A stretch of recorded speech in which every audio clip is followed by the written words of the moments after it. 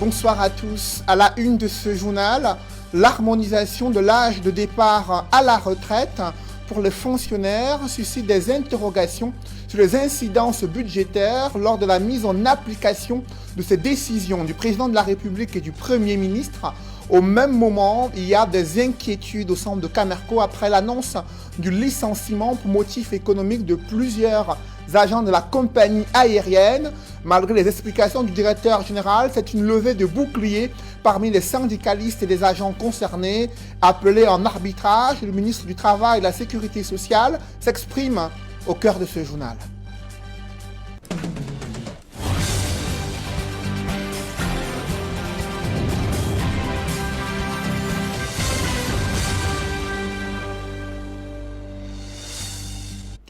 Merci de suivre cette édition complète de l'information sur Equinox en télévision. Mettons d'abord le cap sur Bangui, la capitale centrafricaine, qui attend toujours les résultats définitifs de ce double scrutin législatif et présidentiel. Pendant ce temps, ce sont des affrontements armés qui continuent d'être enregistrés dans l'arrière-pays, suscitant frayeur et inquiétude. Mais les autorités centrafricaines essayent de rassurer les populations sur le dispositif sécuritaire renforcé avec la contribution de la MINUSCA et d'autres États africains et russes venus secourir la Centrafrique face à cette tentative de déstabilisation. On fait le point sur la situation sociopolitique de ce pays quelques jours après l'élection présidentielle. C'est avec nos envoyés spéciaux Carlos Minoué et Guy Zogo. Après la tenue de l'élection présidentielle et des législatives ici en République centrafricaine, les résultats restent attendus, ce qui est du ressort de l'autorité nationale électorale avant que la Cour constitutionnelle ne donne les résultats définitifs. Cela pour les certitudes ici en République centrafricaine. Pour les incertitudes, il y a le climat sécuritaire qui reste très tendu. C'est ainsi qu'à Bouali, localité située à 95 km au nord-ouest de la capitale, a vécu l'attaque de la centrale électrique qui ravitaille Bangui en électricité. Pendant de longues heures, donc, la capitale centrafricaine est restée plongée dans le noir. Mais les nouvelles sont aussi plus inquiétantes à l'intérieur de la République centrafricaine, à Karno, à l'ouest du pays, à 495 km de Bangui, où l'on signale des combats qui ont duré toute cette journée et qui sont loin de s'estomper.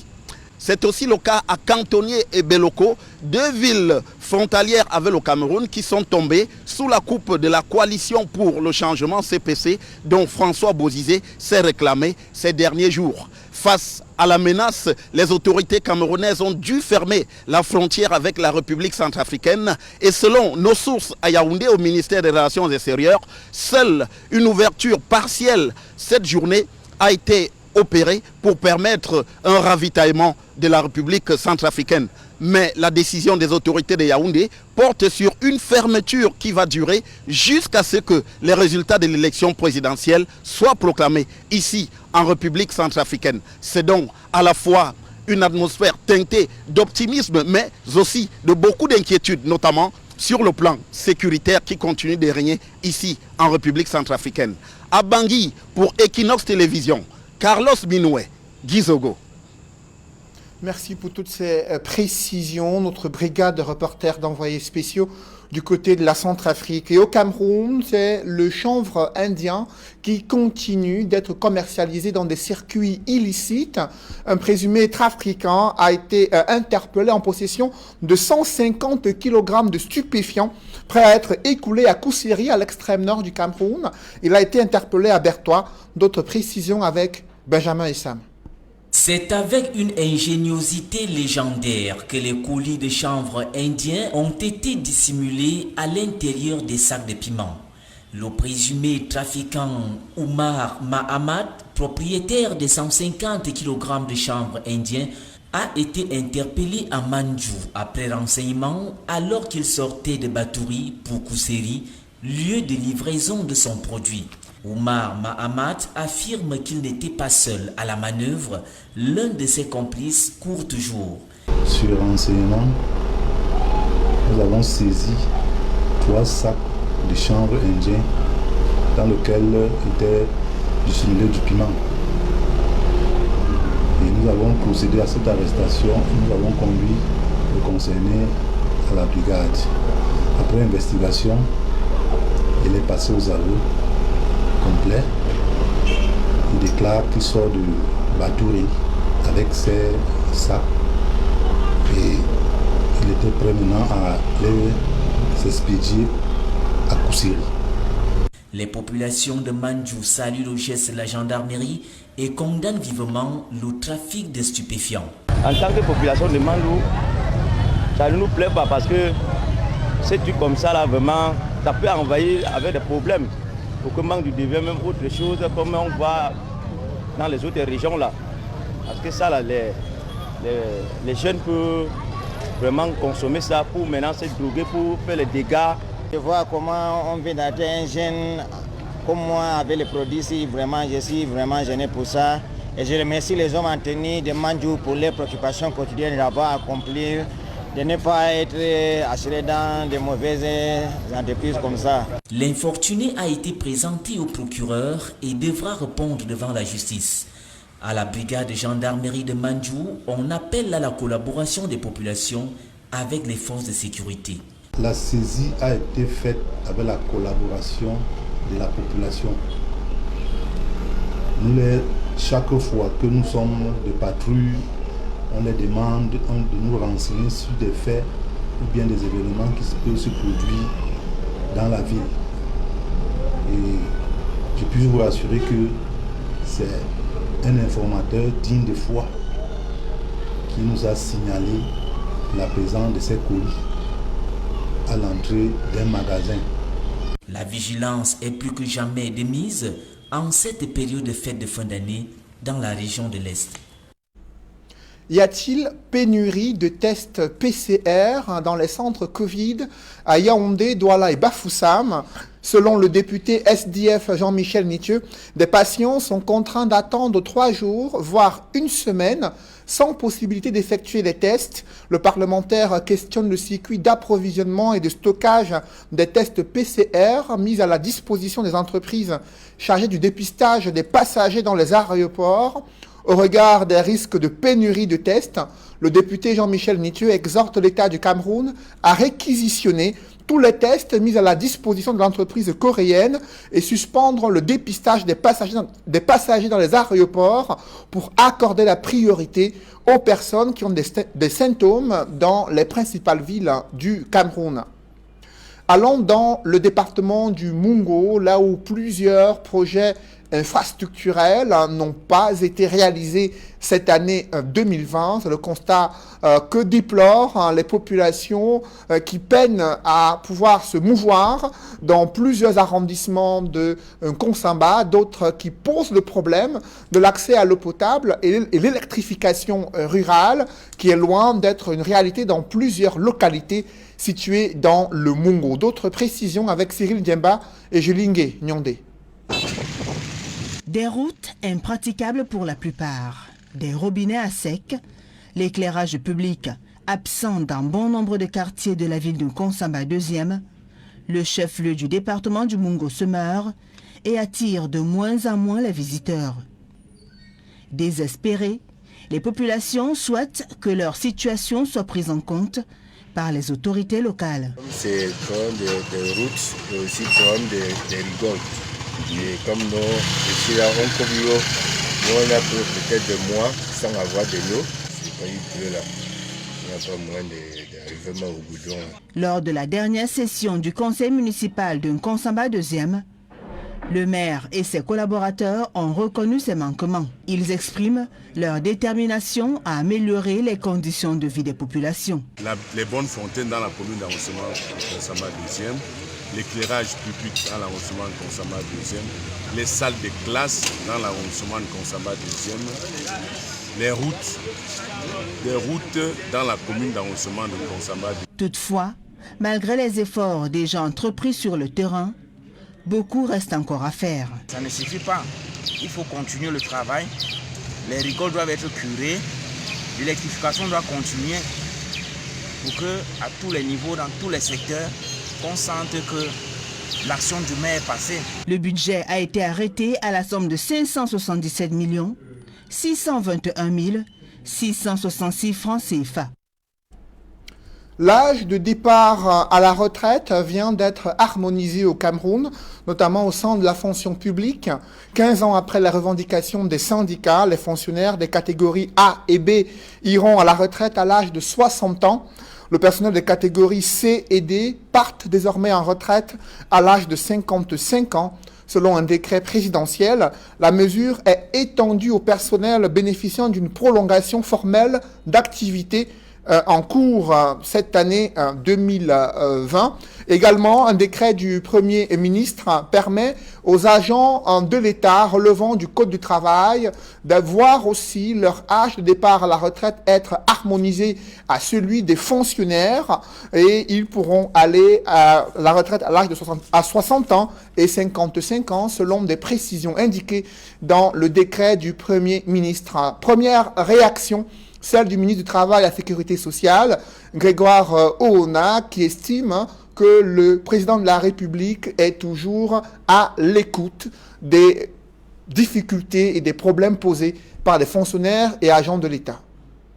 Le travailleur est de plus en plus à l'honneur et nous ne pouvons que nous en réjouir avec les décrets du chef de l'État qui ont été signés ce jour, qui montrent que le chef de l'État est véritablement à l'écoute des travailleurs.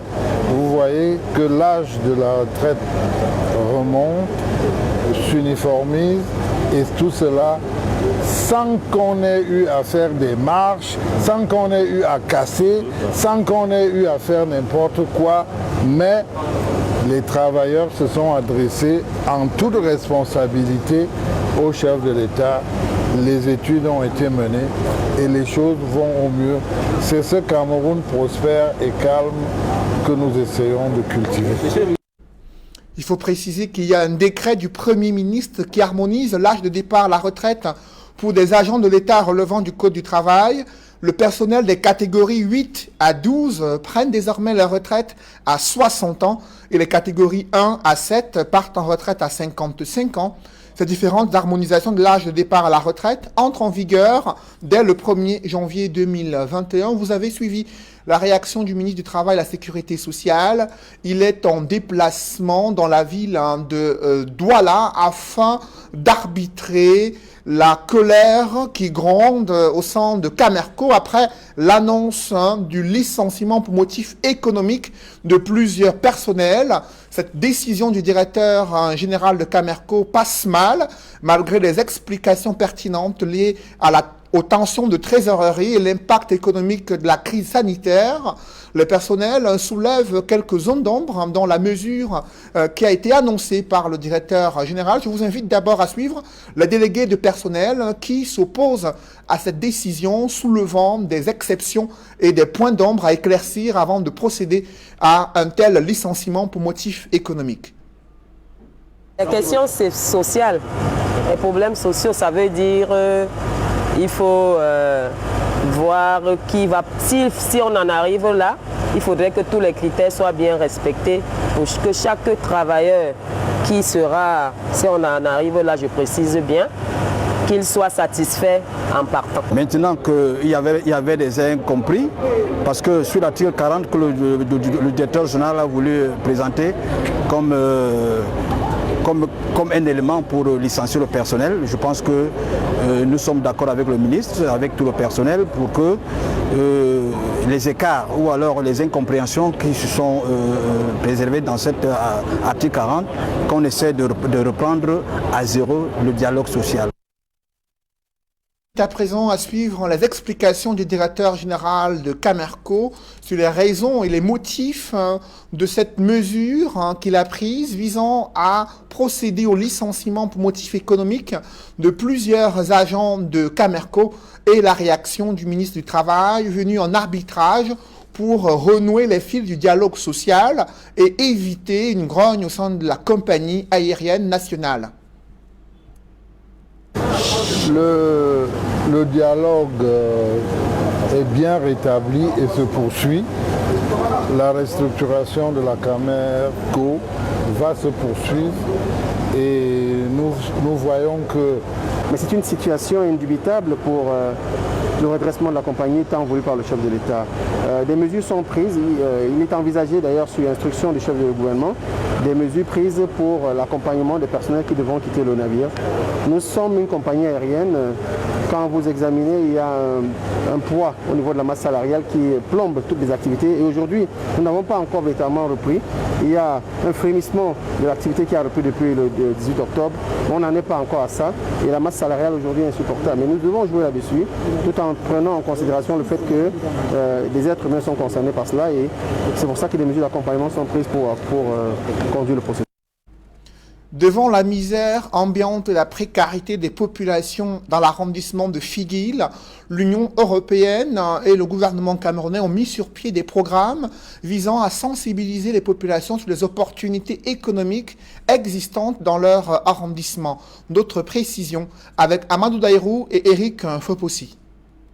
Figuil, localité située dans le département du Mayoloti, région du Nord. Dans cette commune, les femmes sont de véritables héroïnes. Agriculture, élevage ou petit commerce, autant d'activités qui leur permettent de subvenir aux besoins de leur famille. Justement, parce qu'à Figuil, les hommes ne s'occupent pas bien de leur famille en fait. Plusieurs hommes n'ont pas ce temps-là. Et ce sont les mamans qui s'occupent, qui s'efforcent à élever des enfants. C'est pour ça qu'au marché, quand vous marchez partout dans les marchés, vous rencontrez plus de femmes. Ici, la pauvreté est extrême.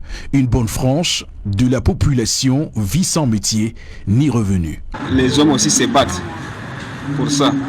Mais c'est par manque de moyens que les hommes aussi ne prennent pas soin de la famille. La situation est davantage compliquée par la mauvaise pluviométrie. Les pluies ne tombent pas abondamment comme il le faut. On n'a même pas les animaux pour vite s'aimer. C'est pour cela que les semences se sont gâtées. Plus on a raté notre projet de cette année. Face à cette situation difficile, jeunes et femmes de Figuil viennent de suivre un forum d'échange sur la présentation des opportunités économiques au sein de leur commune. Il est question dans ce forum de présenter aux jeunes et aux femmes les opportunités d'affaires, les opportunités économiques au sein de leur localité qui peuvent leur permettre de vivre de façon décente et d'être économiquement autonomes. Pour leur dire qu'en fait, autour de vous, il y a des opportunités que vous pouvez saisir. Il suffit d'ouvrir les yeux, il suffit d'avoir la volonté, il suffit d'identifier la structure-là. Figuil fait partie des 6 communes du septentrion bénéficiaires du projet d'appui à l'autonomisation socio-économique des femmes et des jeunes. Un projet financé par l'Union européenne. Je remercie l'Union européenne d'avoir venu nous appuyer parce que les jeunes de Figuil sont très nombreuses en chômage. Et comme ça va réduire le taux de chômage de Figuil. Sur près de 600 femmes et jeunes inscrits, 250 ont été sélectionnés suite à un entretien individuel et physique avec un quota de 60% des femmes, une exigence de l'Union européenne. Au début, quand on parlait de ce projet, on pensait que c'était une blague. Beaucoup de personnes ont négligé ce projet-là. Mais ce que nous pouvons dire, c'est un grand merci à ce projet.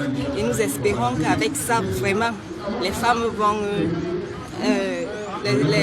se développer et pouvoir subvenir à leurs besoins. Désormais mieux outillés, jeunes et femmes de Figuil doivent relever le défi de la réduction de la pauvreté dans cette localité frontalière avec le Tchad. Les collectivités territoriales décentralisées espèrent, elles aussi, bénéficier d'un appui venant cette fois-ci de l'État du Cameroun, notamment le fameux 15% du budget global qui devrait être dédié aux communes et aux mairies de villes. Et la préoccupation est au cœur des échanges entre les maires au sein de leur association Communes et Villes Unies du Cameroun. Ils ont posé des problèmes sur les goulots d'étranglement qui existent encore dans la mise en application de la décentralisation au Cameroun. Compte rendu, François Dikoumé et Donald Brice Kamgan. Le président national des communes et villes unies du Cameroun a saisi l'occasion de cette rencontre avec ses pairs du littoral pour décliner sa vision de la décentralisation. L'entrée en scène des conseils régionaux devrait marquer un tournant décisif dans la nécessaire collaboration entre les mairies et ces nouveaux organes. La loi est là, elle est claire. Chacun fait son travail et je pense que nous devrons travailler également en harmonie pour le bien-être du Cameroun et de ses populations. Le bien-être des populations, le Code général des collectivités territoriales décentralisées prévoit le transfert de 15% du budget de l'État aux communes. Pour l'exercice 2021, l'État prévoit environ 6% de ressources financières de cet engagement. Mais les maires préfèrent garder espoir. Vous savez que l'unité d'exécution sur le terrain des mesures gouvernementales, aujourd'hui, c'est la mairie. Les ministères qui ont des activités décentralisées, aujourd'hui, ne peuvent plus les garder. Absolument.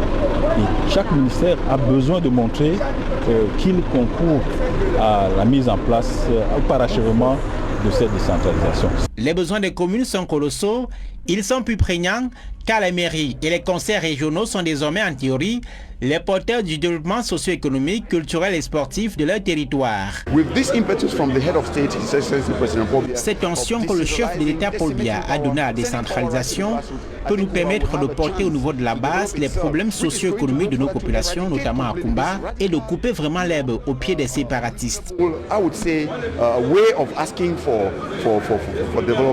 Pour avoir les 15% prévus par la loi, il faudra attendre 2030. En tout cas, c'est ce que prévoit le gouvernement dans la stratégie nationale de développement récemment adoptée.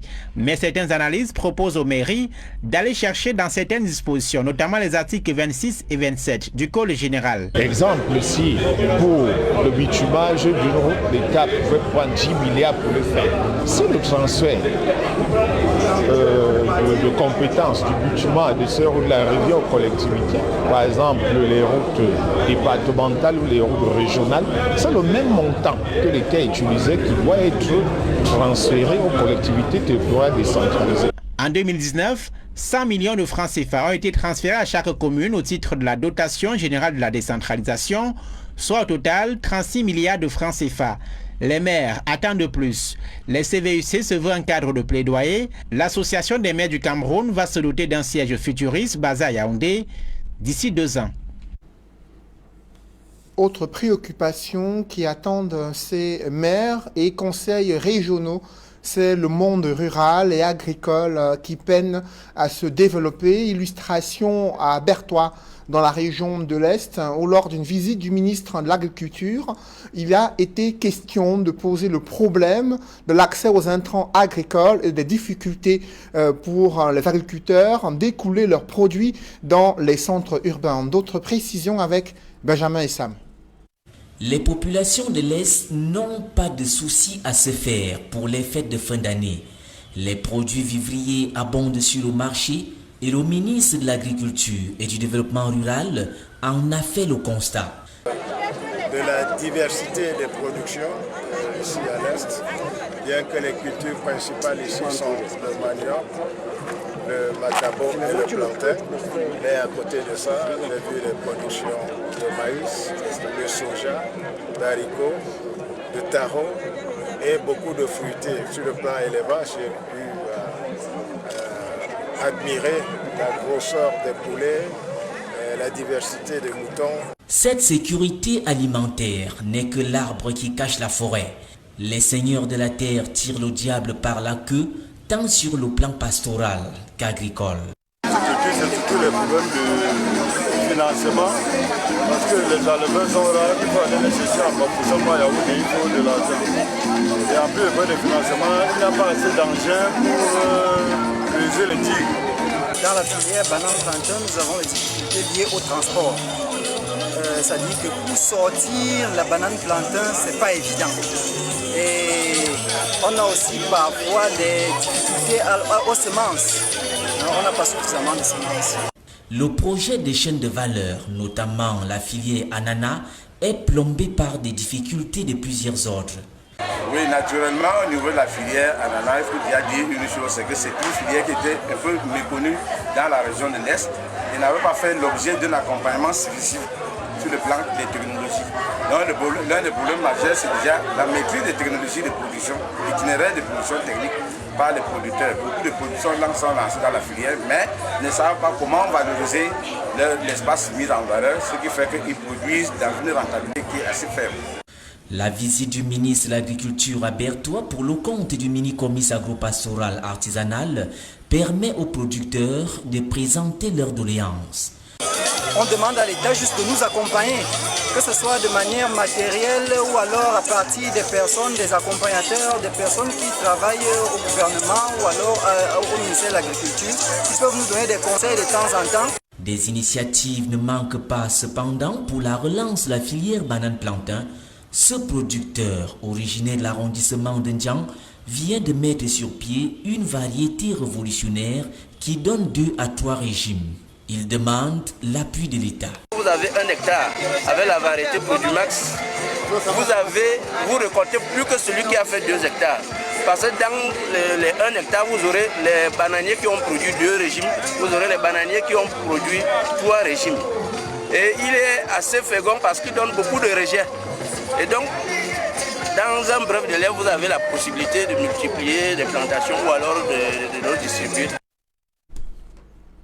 Une scène tragique s'est produite dans le département du Nyong-Esso, région du centre. Une pirogue à moteur ayant à son bord plus d'une quinzaine de personnes a chaviré dans la soirée de mardi. Plusieurs passagers sont portés disparus sous les eaux. Ce mercredi, quelques corps ont été repêchés. Parmi les infortunés figuraient des anciens combattants. Aux dernières nouvelles, les recherches se poursuivent afin de retrouver les corps des disparus. Mesdames, Messieurs, c'est la fin de ce journal. Merci de l'avoir suivi. Juste après cette édition de 20h, retrouvez Serge Alain Autou et ses invités pour le débrief du journal sur le plateau d'Equinox Soir. Serge Alain. Licenciement en vue de 130 personnels de Camerco dans quelques jours, on va le dire. Et les motifs économiques invoqués par le directeur général de Camerco suscitent une levée de boucliers de la part des délégués de personnel et autres agents de cette compagnie aérienne. Il a fallu l'arbitrage du ministre du Travail, Grégoire Rona, pour renouer les fils du dialogue social. Plusieurs autres rencontres doivent se tenir. Vous avez suivi les délégués qui estiment qu'il y a plusieurs points à examiner avant de parvenir à un tel licenciement pour motif économique. Pourtant, le DG de Camerco estime que la situation est urgente compte tenu des difficultés de trésorerie et l'impact économique de la crise sanitaire. Certes, il y a un plan de restructuration, mais il faut d'abord dégraisser, dit-il, la compagnie aérienne pour lui permettre de pouvoir tenir dans un ciel hautement concurrentiel. C'est Alain. Voilà, madame, monsieur, c'est donc l'essentiel de l'Equinox Soir, deuxième partie. Bonne soirée à vous, Cédric. Je vous souhaite une bonne soirée, Serge Alain. Merveilleux pour 2021. À vous également et à toute votre famille. Merci. Madame, monsieur, dans un instant, la suite. Equinox Soir.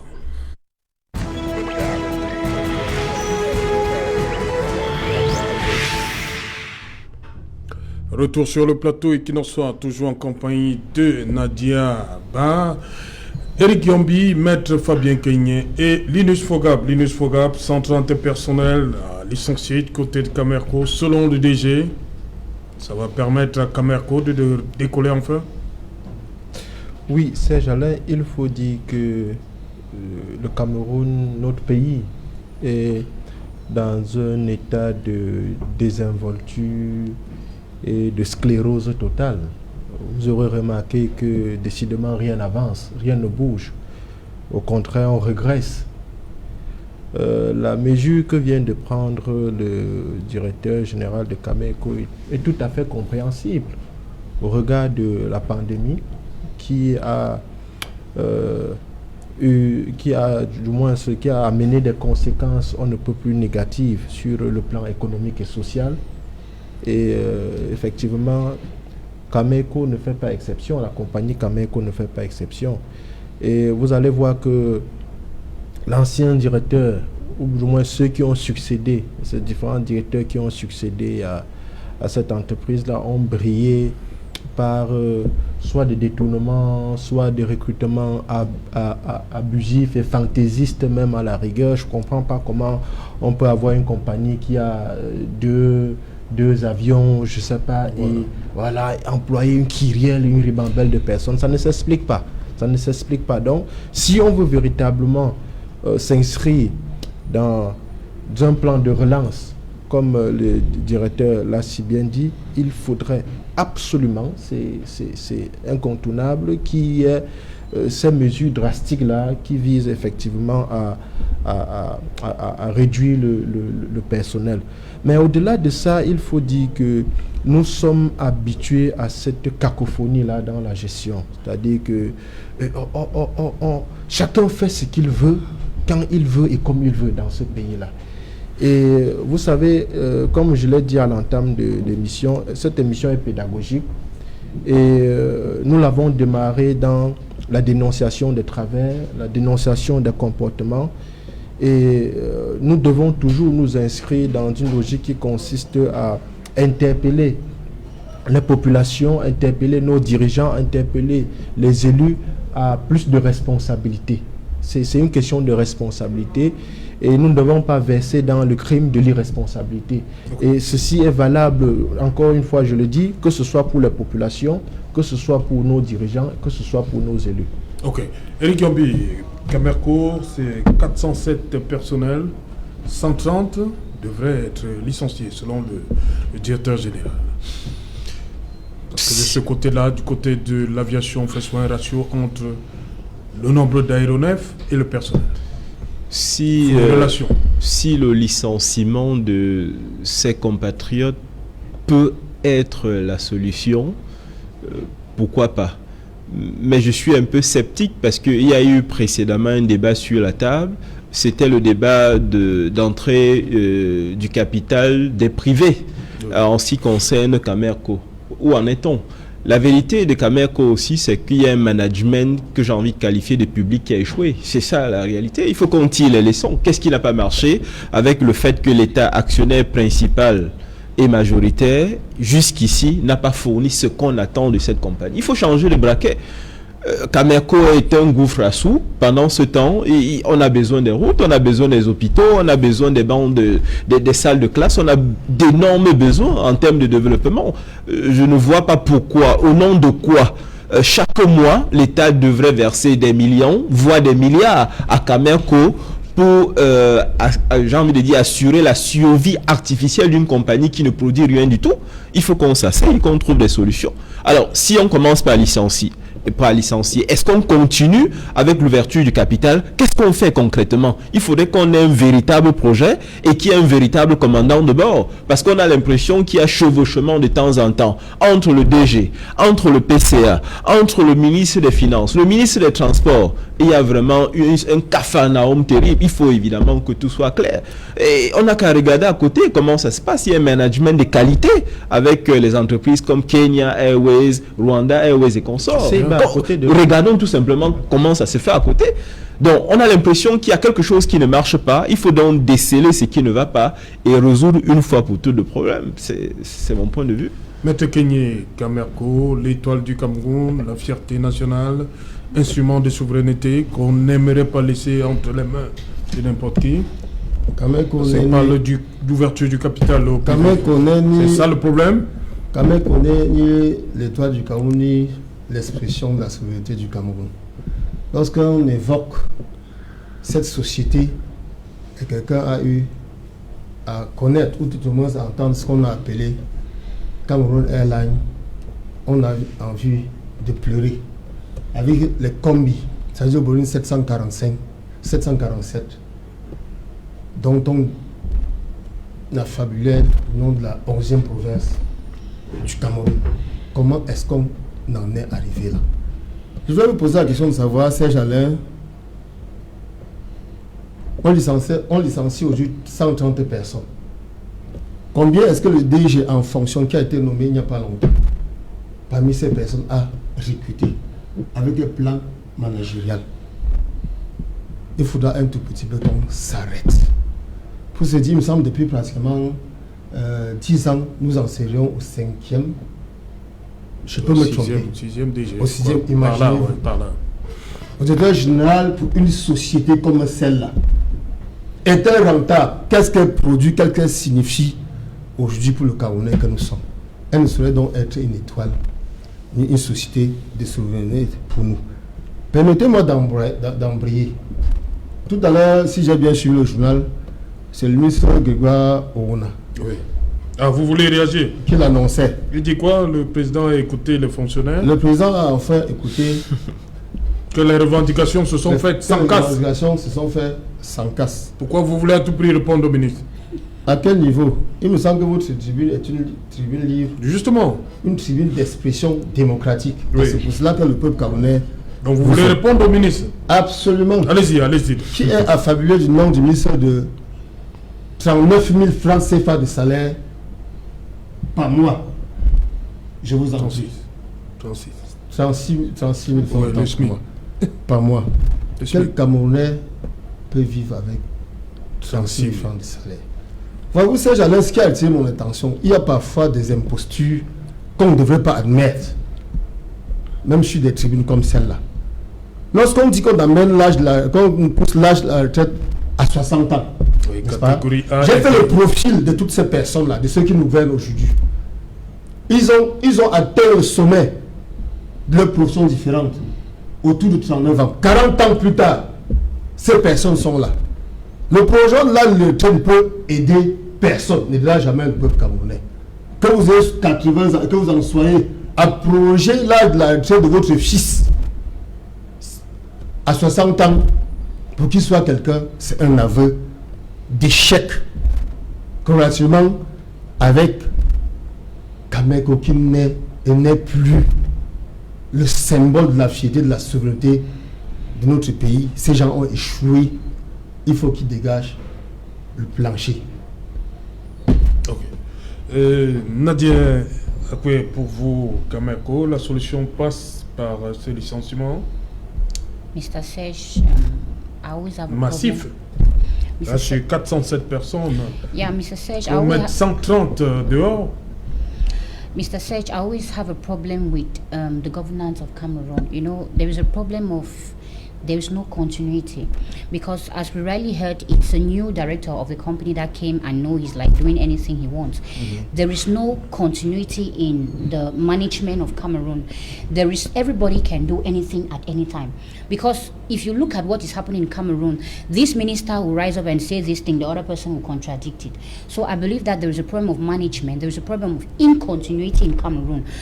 And there is a problem of embezzlement, because recently we saw how the state allocated a budget for Kameko to be run, because they said their capital is being reduced. But now we see that they are trying to send Cameroonians back to the quarters. My question is, what will they become?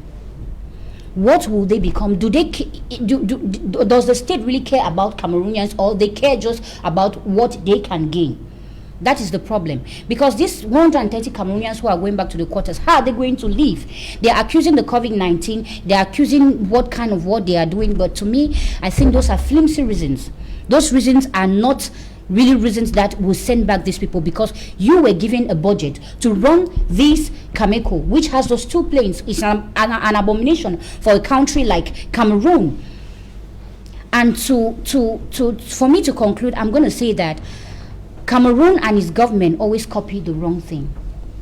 They can never do something good. They always copy the wrong thing. They always want to attract negative criticism. Like my brother said, he took it from my mouth, because I really wanted to go back to what Gregor Ouna said, because it's to me it's not normal. If I don't use the term which is hard, like madness, because you cannot come out and applaud someone who says the retirement age of Cameroonians rise up to 50 and 60. What is good about that? When the Lambda Cameroonian cannot live normally. He was the one that got up and said a normal Cameroonian can live with 36,000. It's an abomination.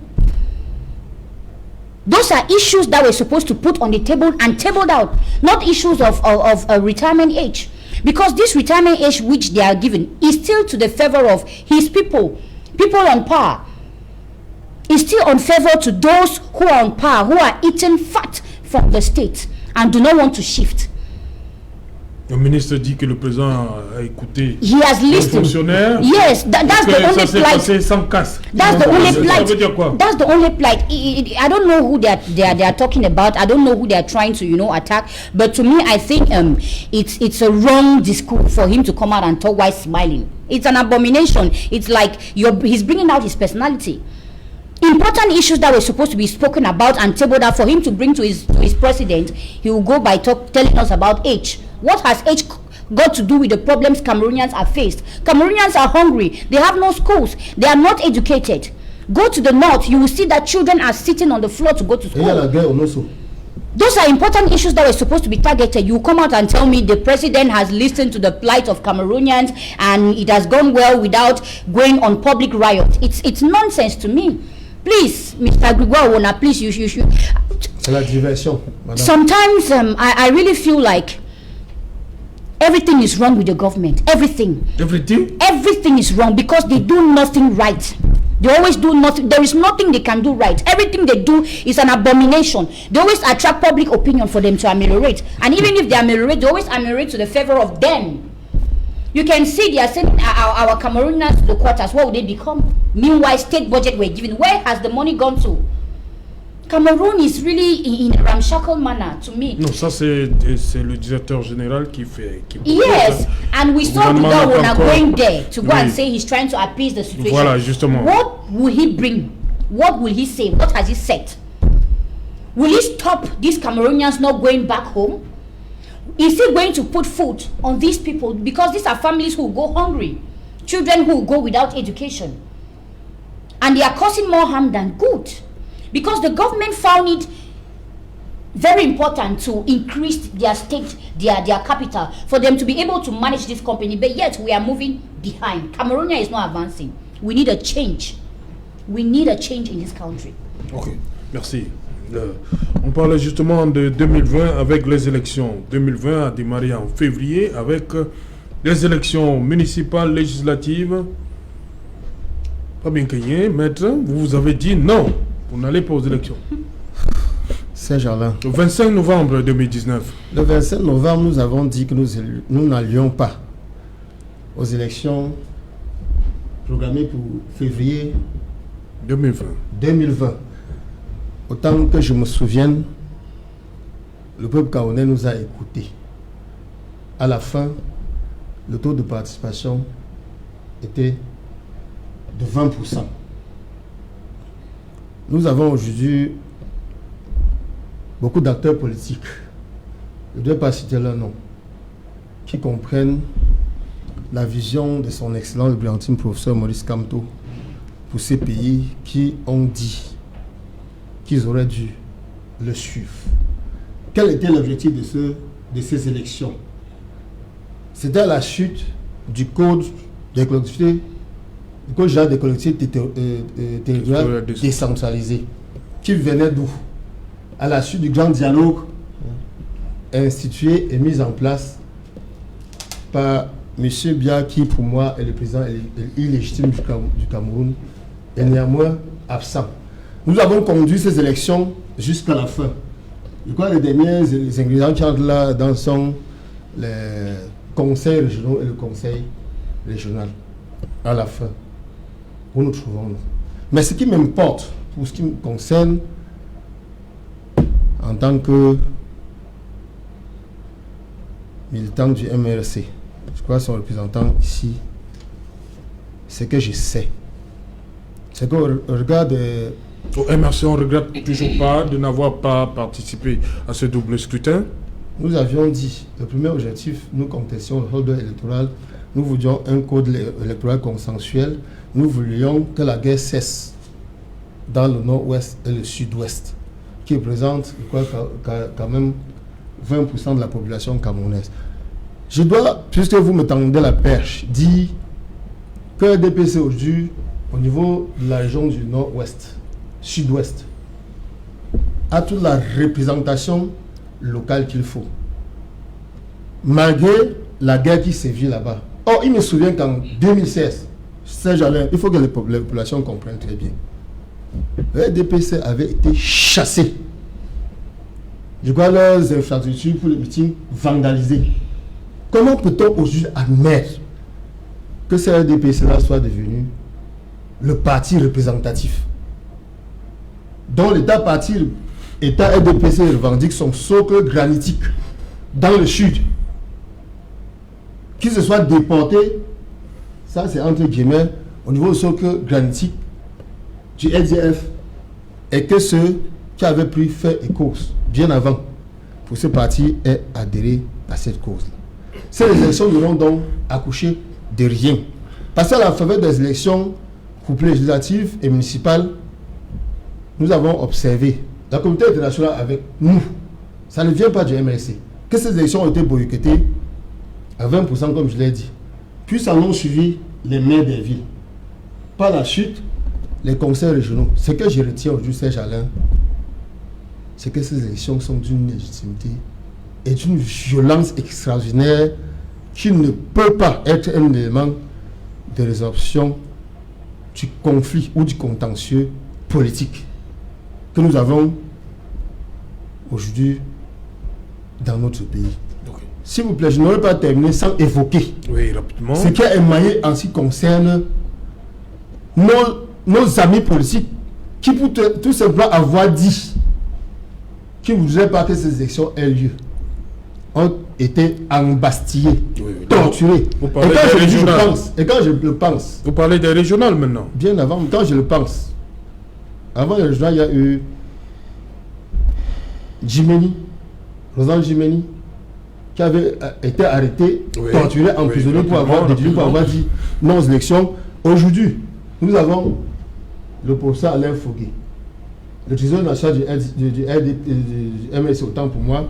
Nous avons Bibou Nissa, porte-parole de Maurice Kamto, pour ne pas continuer à prolonger les mots, qui sont détenus alors qu'ils n'ont même pas marché. Vous avez Salomon Beyas, qui est l'un des vos intervenants ici les plus appréciés, pour avoir marché à main nue, qui sont en prison avec près de 150 autres Camerounais qui ne sont pas nécessairement partie du MSC. Où allons-nous avec ça? Je voudrais donc demander à ceux qui nous gouvernent d'avoir un tout petit peu d'humilité pour que, à partir de 2021, qu'ils comprennent qu'ils ont échoué, que malgré leur fémania, leur pickpocket politique, ils n'ont pas réussi à nous convaincre que le peuple tout entier là leur a tourné le dos, non sans féliciter la diaspora camerounaise qu'on a rejetée et qui sera montrée absolument entreprenant, surtout en domaine de Covid-19.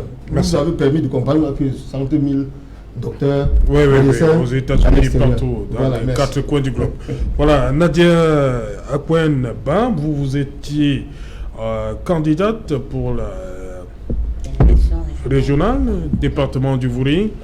Bon, il y a quand même le PCRN en février, c'était la grande euphorie, beaucoup de sièges, 5 sièges à l'Assemblée nationale, beaucoup de mairies, mais on est passé de l'euphorie, on va le dire comme ça, à la désillusion pour les régionales.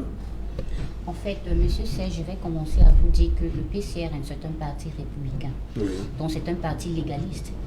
Et nous ne pensons pas à la politique de la siège vide. Ça veut dire everything that will bring change to the country, we are participants. We went in for the twin elections, and we had 5 deputies, and we had mayors and municipal councillors. Now, when we went to the regional elections, our first motive for these regional elections was because, according to what they brought to us, was that these elections was meant to bring peace to the Northwest and Southwest. It was meant to fast forward decentralization. It was meant to bring positive aspect because Cameroon is tensed at this moment. So PCRN, as a legalist party, as a party that believes in positivity, because we are a positive party, we believe in anything that might bring a change in Cameroon. So that was our first push factor. Secondly, we went in as on était d'abord en désavantage dans ces élections parce que nous voyons que c'est une élection indirecte, which is the municipal councillors that were supposed to vote for us. So we saw that the RDPC had the majority and the PCRN was already, were minute. Et dans l'Union Ekele? In the Nyon Ekele, we can tell you that the militants of the Nyon Ekele, the municipal councillors, we will say that these were just fabricated people, because I cannot. Vous parlez de vos conseillers? Yes, I talk of the municipal council. Because PCRN, it is on peut dire c'est notre fief dans l'Union Ekele, et it attract. Les ECA, c'est le fief du PCRN aussi. L'Union Ekele? L'Union Ekele, oui, c'est le village de notre président. Non? Attends, j'arrive. So when we talk, we during these municipal councillors and the results, people came out with negative aspect. PCRN did not lose. We had all 30. It was just like 30 people who voted on the contract. It means they were not into us. Our ideology was not embedded in them. So we believe that they were not part of us. Because let me tell you, when you are in a political party, you need to believe in the ideology. You need to love what you do and believe that what I am there, this is where I belong. You need to find yourself. So they did not find themselves there, so they voted for what they voted. So we are not crying. We are not crying. We did not lose. Because at the end of the day, we had 60 of our municipal council that voted for us, and just 30 voted for the opposite party. So you will not tell us that something extraordinary happened. It is very normal. It is very normal. And we saw that the RDPC went there and spent a week. It means they are really afraid of us. PCRN, c'est un parti pertinent. Et nous le disons. Vous dites qui a peur de vous? Le RDPC a peur du PCRN. Oh, ça. Ils ont peur de nous parce que nous voyons, vous allez constater depuis un certain moment, on nous perturbe. On vous arrête même. Bien sûr, nous sommes enfermés. Parce que nous croyons à notre idéologie. Parce que nous pensons que le PCRN, c'est un parti qui va amener le changement dans ce pays. Et je vais vous dire que l'opinion publique a toujours dit que le PCN c'est un allié au RDPC, ce qui n'est pas la vérité. Nous avons vu ce qui s'est passé pendant les élections régionales. Vous avez vu comment le RDPC, comme ils sont des gourous qui sont toujours là pour appréhender le pouvoir, ils ont fait ce qu'ils ont d'habitude de faire. Donc, on ne peut pas dire que le PCN, c'est un allié. Il nous enferme, il nous torture et il nous bastonne. Bon, je peux dire, le PCRN sort toujours vainqueur. Nous avons appris et prochainement, we will re-strategize because PCRN is not yet 1 year old. We are still babies. So we are learning. So we have learned from our mistakes, and next time we are going to ameliorate. So we have not lost. We have learned. We have gained experience because this is the first ever regional elections. And PCRN's ideology is everything that brings positivity, we are a partaker. Okay. Because change of a country can only come through vote. You cannot go on public riot to take part. No, because we are legalists and we want to prove to the world that PCRN is going to take part, and I bet you in 2025 we're going to be at Etoudi. That's a showcase. Vous serez Etoudi? Bien sûr, le PCRN sera Etoudi en 2025, c'est sûr. C'est sûr. Nous avons appris, nous avons acquis de la connaissance et nous savons qui est avec nous et qui est contre nous parce que les choses comme ça sont vraiment importantes. Le timing a été très bon pour nous prouver que cela n'était pas avec nous. Donc vous êtes déjà avant ensemble. Pardon? Vous étiez avant ça. Non, il parle de leurs conseillers municipaux. Je parle de nos conseillers municipaux. Sur le plan légal, oui. Vous avez un parti légal, oui. Républicain. Oui. Est-ce qu'à l'heure d'aujourd'hui, vous êtes certifié devant les Camerounais, oui. Vous êtes sur le plan légal, vous êtes respecté? Bien sûr, nous sommes respectés parce que nous sommes légalistes. Dans l'État est légal. Bien sûr, parce que si nous partons dans l'opinion publique, le MRC n'a plus de valeur. Je ne parle pas du MRC. Non, parce que vous êtes en train de parler du PCRN. La politique de la chaise vide ne vous a apporté rien. Oui, le PCRN est légaliste et nous allons toujours aller dans les urnes. Pendant qu'on arrête, vous venez tout à l'heure. Bien sûr, nous allons. Bien sûr, nous allons. Décrions ce que nous décrions depuis. Oui. Dans le sud, me semble-t-il. Oui. Il semble que mon confrère bébé était avant-hier ou c'est hier. Oui. Dans le sud. Avec le président national. Oui. Vous faites quoi? Pour enlever l'un de nos confrères qui a été arrêté. Le régional. Merci, c'est pas ça, je vous en prie. Linus, ce n'était pas légal. Nous appelions à ça, vous nous comprenez. Oui, on vous a compris, maître. Le PCRN est un parti légaliste. Oui, on vous a compris. Linus Fogab, pour vous. Il y a une avancée, les élections 2020, législatives municipales et les régionales en décembre, ça a permis de redistribuer des cartes sur le plan politique? Serge Alain, objectivement, je pense que beaucoup a été fait, oui. Mais beaucoup reste à faire, pour rester un peu mesuré. Nous parlons de décentralisation, il faut dire que avec les conseils régionaux, là, c'est On peut mettre ça à l'actif du gouvernement comme des avancées, mais il reste que ce sont les mêmes gens qui reviennent.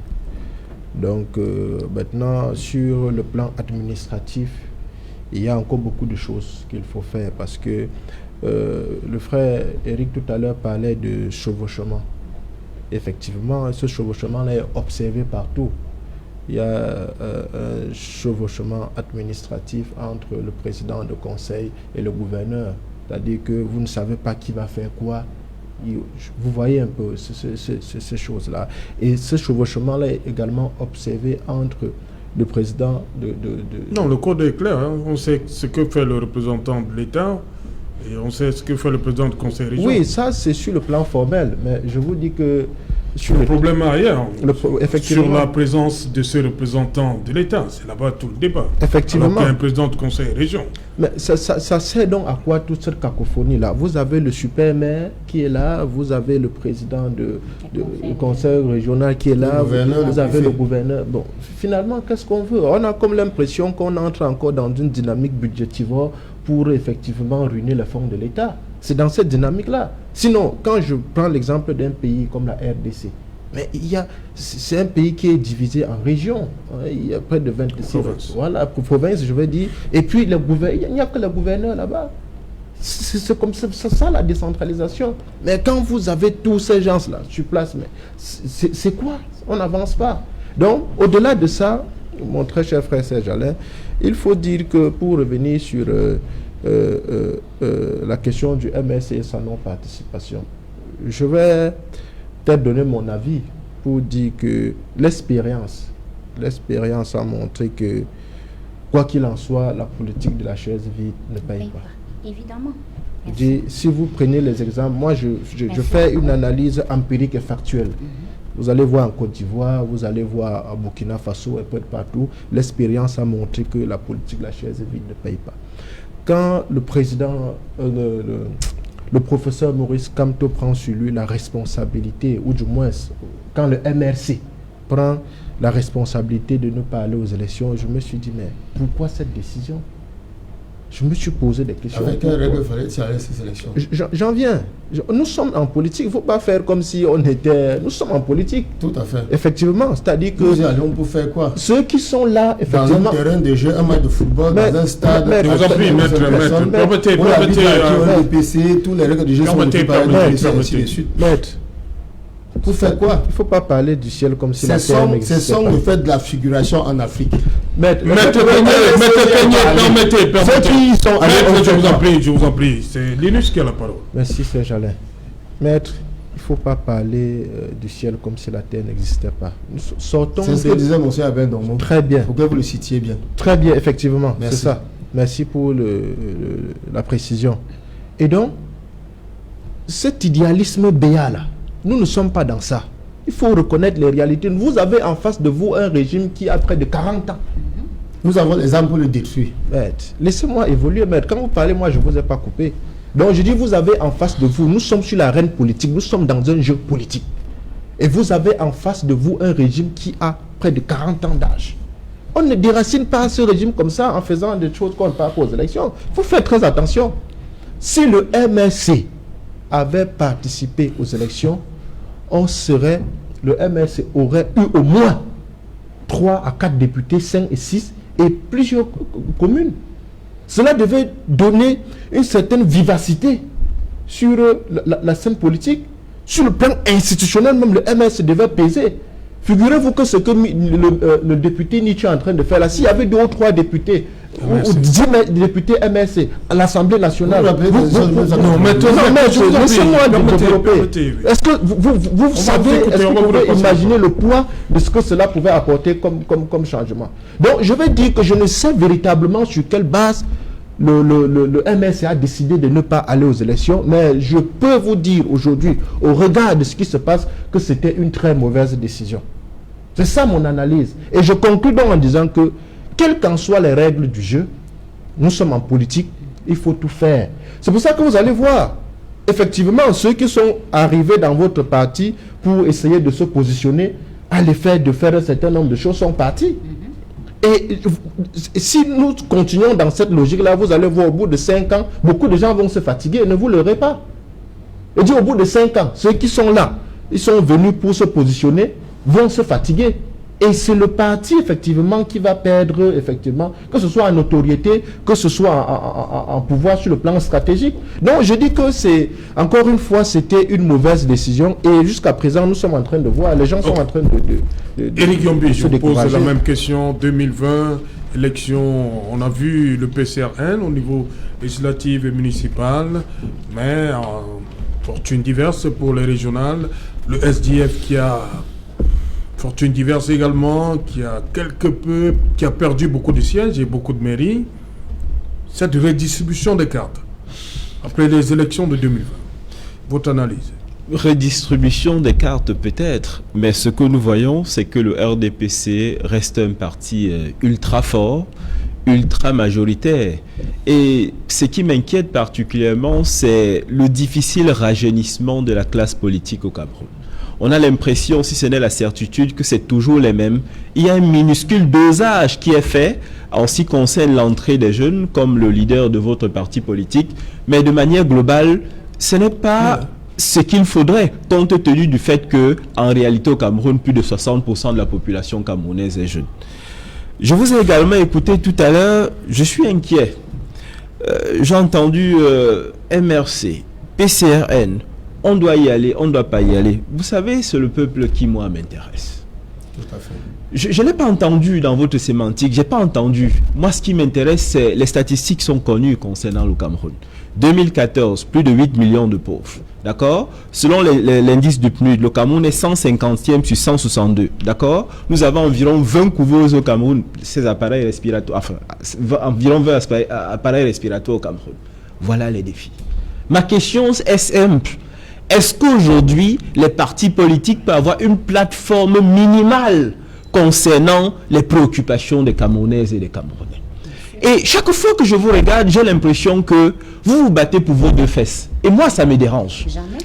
Et moi, ça me dérange. Ce que moi, je souhaiterais, avec les défis qui nous attendent, avec les problèmes que le Cameroun a en ce moment, et Dieu seul sait qu'ils sont graves, que vous ayez au moins une plateforme minimale. Vous ne pouvez pas être d'accord sur tout. Tous les partis ne peuvent même pas déjà s'accorder, mais qu'il y ait une plateforme minimale.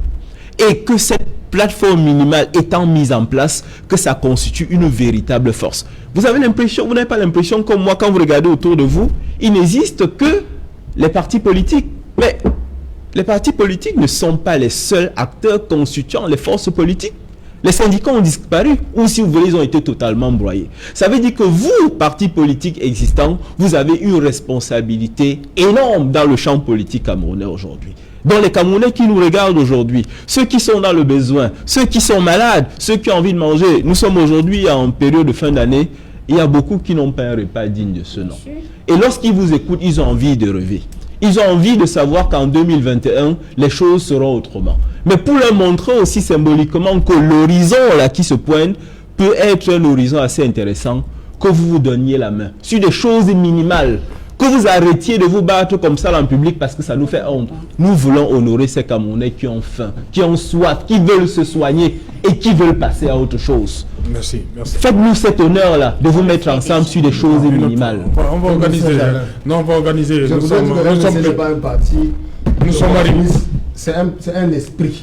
Ok, merci, on vous a compris. Toute personne qui vient là-bas de manière opportuniste ne trouvera pas lit. Voilà, merci, rapidement. Je voulais répondre à mon frère. Je voulais dire que le PCN, c'est un parti qui met l'humain au centre de tout. Nous avons fait des dons au nom. Nous avons fait des dons au nom. Et vous voyez, notre député, l'honorable Cabral Libi, il s'est battu pour les tasses qui ont été mises sur les téléphones. Merci. Et vous voyez, le PCN se bat pour l'humain. Et la population lambda se voit dans nous. Merci Nadia. Merci à vous, Linus Fogab. Mon très cher frère Serge Alain. À vous. Merci Éric Yombi d'être venu. Merci. Merci Maître Fabien Keigné. Qui souffre avec ses détenus politiques. Ah, ok. Je leur souhaite beaucoup de courage. Ok, merci, le message est passé. Madame, Monsieur, nous sommes donc arrivés au terme de cette avant-dernière édition de l'année et qui n'en soit. On se retrouve demain pour la dernière. C'est très spécial, à partir de 19h déjà. Et après, ce sera le décryptage du discours du chef de l'État à la nation. Bonne soirée à vous. Bonsoir. Badré Femme.